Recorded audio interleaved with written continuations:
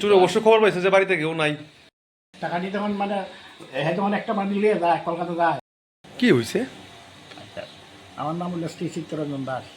আমি এক সপ্তাহ কেন হয়েছে আমি মানে মেয়ের বাড়িতে গেছিলাম বেলুনিতে বাড়িতে কেউ ছিল না।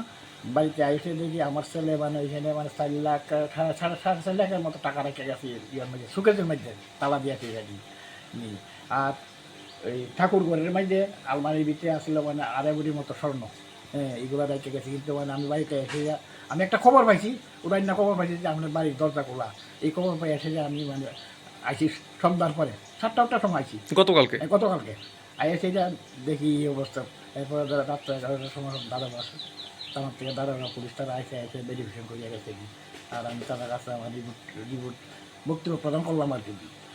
দাদা পুলিশ বাবু আছে, টাকা পয়সা স্বর্ণ কি সবকিছু নিয়ে গেছে? সব নিয়ে গেছে আমার। তারা কারা হইতে পারে?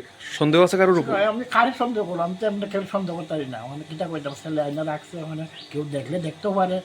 ব্যাংক থেকে টাকা নিয়ে 5 লাখ টাকা নিয়েছে, কম বড় কথা নাকি।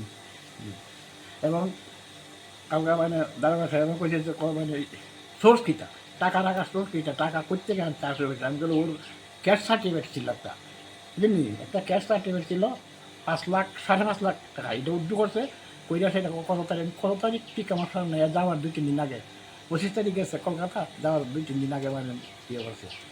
ডেটটা আমি কই জানতাম না। এরপরে লগে লগে আমি অ্যাকাউন্ট নম্বর দিয়েছি। এখন আপনি কি চান?